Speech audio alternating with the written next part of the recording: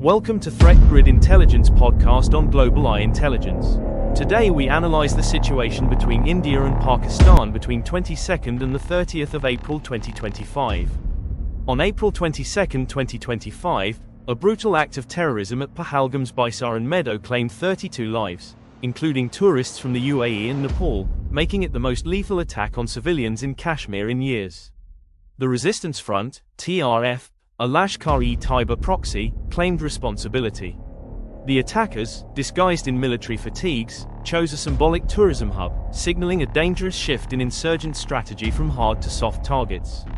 The Indian government, viewing the strike as a hybrid provocation, immediately elevated its threat posture, convened high-level security meetings, and framed the incident as a direct attack on India's sovereignty and civil society.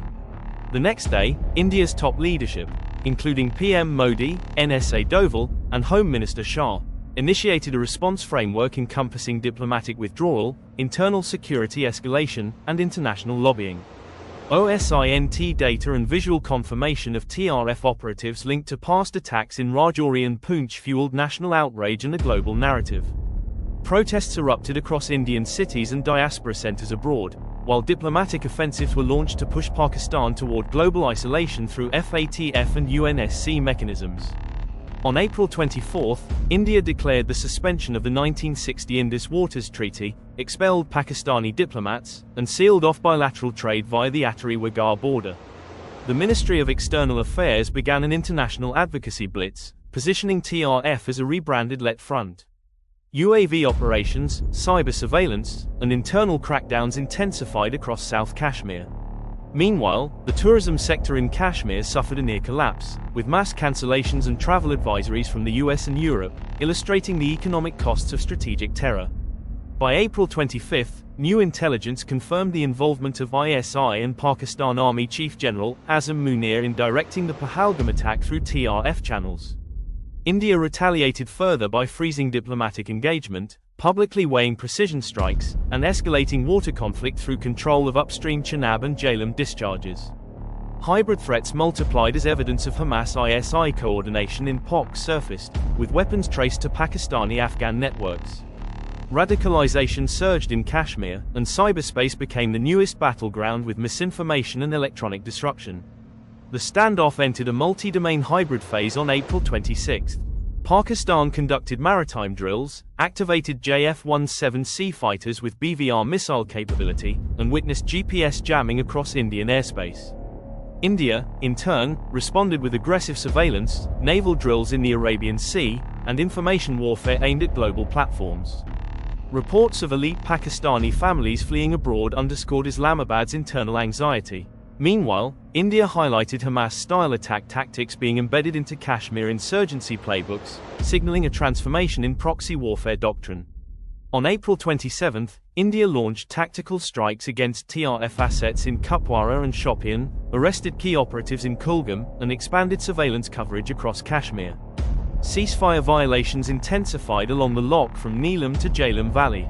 India's calibrated water strategy, releasing 22,000 CUSECS into the Jhelum and slashing Chenab flow by over 50%, was met with panic in Pakistan.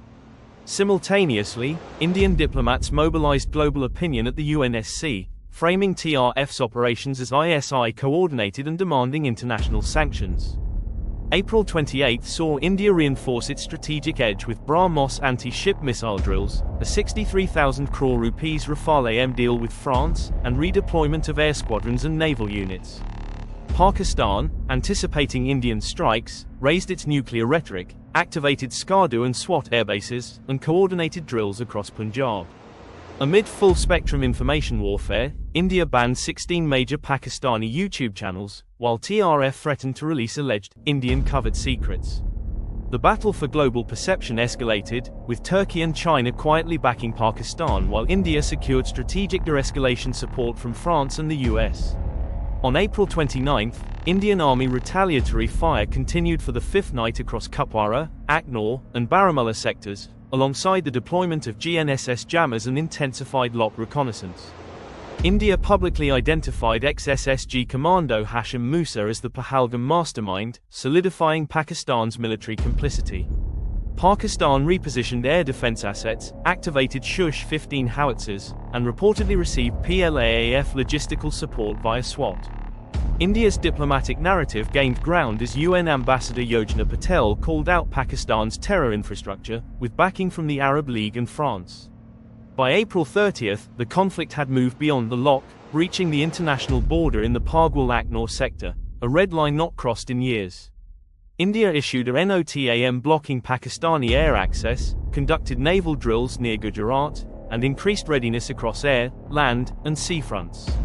Meanwhile, Pakistani infantry divisions and missile batteries mobilized near Sialkot. The geo-economic fallout deepened, with disruptions to the Karachi-Mumbai route, CPEC corridors, and Dubai's trade flows, all underscoring the spiraling cost of escalation. As we close this threat grid episode, the outlook remains volatile.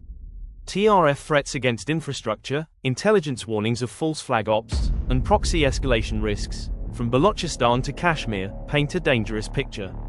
The next 72 hours are critical. India appears ready for limited kinetic operations while pursuing global diplomatic alignment. Strategic watchpoints include the Pargwal Bridge, Indian Navy's Gwadar monitoring, and unrest in Pakistan's KP and Sindh regions. Thank you and stay tuned to the Threat Grid Intelligence by Global Eye Intelligence for more updates on extremism around the world.